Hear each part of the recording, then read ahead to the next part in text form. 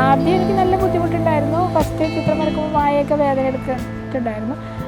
കുറേ നാൾ വായൊക്കെ കൂടിപ്പോക്കെ ഉണ്ടായിരുന്നു. പിന്നെ ഇപ്പോൾ കയ്യിലെക്കാളും നന്നായി ഈസി ആയിട്ട് എനിക്ക് വായ കൊണ്ട് ചെയ്യാൻ കഴിയുന്നുണ്ട്.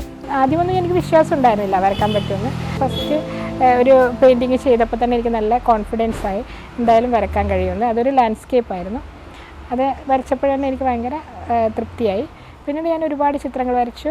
ഇപ്പോൾ 5000-ഓളം ചിത്രങ്ങൾ വരച്ച് ഒരുപാട് എക്സിബിഷൻ ചെയ്തു. കേരളത്തിൽ അങ്ങോളം ഇങ്ങോളം എല്ലാ ലളിതകലാ അക്കാദമി ആർട്ട് ഗാലറിയിലും എക്സിബിഷൻ നടത്തി. സിംഗപ്പൂർ, ദുബായ്, അങ്ങനെ എല്ലായിടത്തും എക്സിബിഷനൊക്കെ നടത്തി. നാഷണൽ അവാർഡ് കിട്ടിയിട്ടുണ്ടായിരുന്നു.